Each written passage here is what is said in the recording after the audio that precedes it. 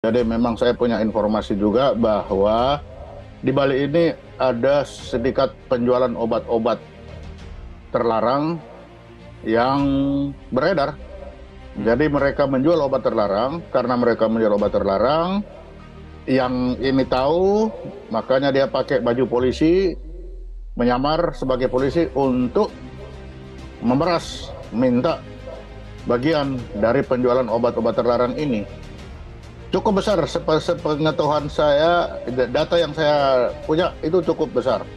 Jadi diperkirakan toko, ini kan toko ya, toko itu yang informasi yang masuk kepada saya itu toko sekitar minimal 60 toko. 60 toko tersebar di seluruh Jakarta. Dan ini ya sindikatnya isinya orang Aceh semua. Aceh semua yang ini. Jadi ini adalah bahagian dari jaringan mafia obat ya, yang selama ini di backup oleh oknum-oknum tertentu, dan tentu saja itu tidak gratis semuanya. Nah, karenanya kita berharap Kapolri dan Panglima TNI harus bisa ya mengusut ini sampai tuntas, sehingga kita tidak akan lagi kemudian mendengar ada peredaran obat-obat yang seharusnya tidak bisa dijual secara bebas, dan juga tidak mendengar lagi misalnya ada orang yang menjadi korban akibat dari bisnis yang dilarang ini. Quote unquote pasti ada sesuatu hal, misalnya mungkin ada sesuatu yang diduga ada setoran yang tidak cukup, entah apa yang model setorannya nanti diselidiki oleh Puspom TNI. Soalnya kalau masalah ekonomi semua pada prinsipnya sama. TNI sendiri anggota, prajuritnya pun semua pada pokok porsinya sama. Jadi saya ada curiga ada sesuatu yang dilakukan sampai akhirnya begitu kejamnya yang bersangkutan untuk mematikan si korbannya. Ex-Kabais TNI sebut ada sindikat mafia obat terlarang asal Aceh di balik tewasnya Imam Masikur. DPR minta oknum yang bekingi peredaran mafia obat ilegal untuk ikut ditangkap. Mantan Kepala Badan Intelijen Strategis TNI, Laksamana Muda TNI Purnawirawan, Soleman B. Ponto mengaku mendapat informasi adanya sindikat penjual obat terlarang atau ilegal di balik penculikan dan pembunuhan pemuda asal Aceh, Imam Masikur, oleh 3 prajurit TNI. Anggota Komisi 3 DPR Lidapil Aceh, Muhammad Nasir Jamil menyatakan kasus meninggalnya Imam Masikur yang diduga dianiaya 3 oknum harus diusut secara bertanggung jawab, termasuk mengungkap berbagai isu di balik kasusnya. Salah satunya dugaan peredaran obat terlarang yang dibakingi pihak tertentu. Nasir menduga, meninggalnya Imam Masikur terkait jaringan mafia obat ilegal yang selama ini menyasar pemuda asal Aceh. Nasir menyebut banyak pemuda Aceh yang merantau ke Jakarta, diduga terlibat jaringan peredaran obat ilegal karena faktor ekonomi. Kasus ini pun menjadi momentum untuk membongkar tokoh utama di balik jaringan pengedar obat terlarang. Pasalnya dari kasus ini tak hanya menciderai nama daerah Aceh, namun juga mencoreng institusi TNI. Ya, mereka saling tahu.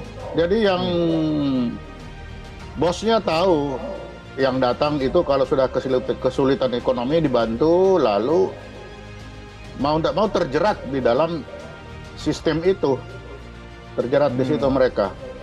Nah, kalau sudah masuk, penagihan inilah yang menyangkut si tentara ini menjadi tukang tagih.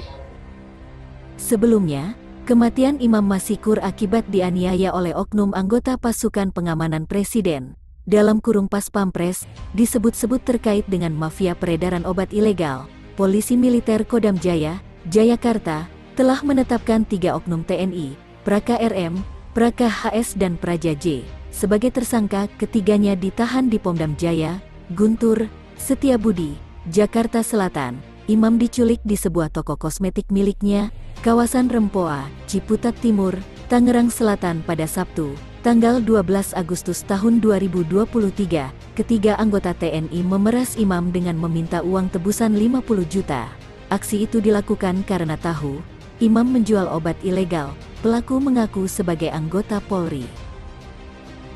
Dari keterangan yang sudah kita dapatkan, memang ini bukan kali pertama ketiga tersangka pelaku tersebut melakukan penculikan dan pemerasan kepada korban maupun keluarganya.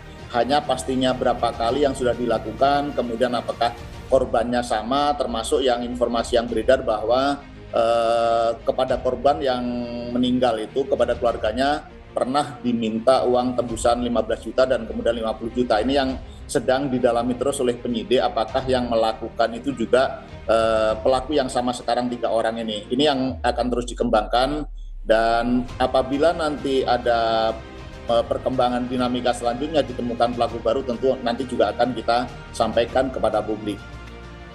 Muhammad Nasir Jamil, anggota Komisi 3 DPR RI Dapil Aceh, mengungkap harapannya pada Kapolri dan Panglima TNI untuk harus bisa mengusut ini sampai tuntas, sehingga tidak akan lagi mendengar ada peredaran obat-obat ilegal yang seharusnya tidak bisa dijual secara bebas, dan juga tidak mendengar lagi ada korban akibat dari bisnis yang dilarang ini. Panglima TNI Laksamana Yudo Margono menginstruksikan agar anggota pasukan pengamanan Presiden yang menganiaya dan membunuh seorang warga asal Kabupaten Biren, Aceh, agar dihukum maksimal hukuman mati. Kepala Pusat Penerangan TNI, Laksma Julius Wijoyono mengatakan, Panglima TNI menyampaikan keprihatinannya atas peristiwa tersebut dan meminta kasus ini dikawal serius. Tentu saya menyampaikan, mewakili pimpinan Angkatan Darat menyampaikan penyesalan bahwa itu terjadi di saat sekarang ini. Tetapi yang jelas kita akan menerapkan hukum yang adil, objektif, dan transparan. Dan ini sudah menjadi atensi pimpinan baik Panglima TNI maupun Kepala Staf Angkatan Darat. Penyidikan sudah dilakukan oleh Pomdam Jaya setelah dilimpahkan oleh Polda Metro Jaya, dan sudah ditetapkan 3 orang tersangka, yaitu berinisial Praka RM, Praka HS, dan Praka J. Untuk peran masing-masing serta motif ini memang belum bisa disimpulkan hingga saat ini karena masih terus didalami oleh penyidik, karena ada alat bukti yang masih terus dicari yang memang sengaja ini dibuang oleh pelaku untuk menghilangkan jejak, yaitu alat bukti kunci adalah telepon genggamnya si korban. Sementara Pomdam sudah memeriksa 8 saksi, keterangan sudah diambil, tetapi kita belum bisa menyimpulkan secara penuh ini terkait dengan peran dari masing-masing tersangka pelaku tersebut.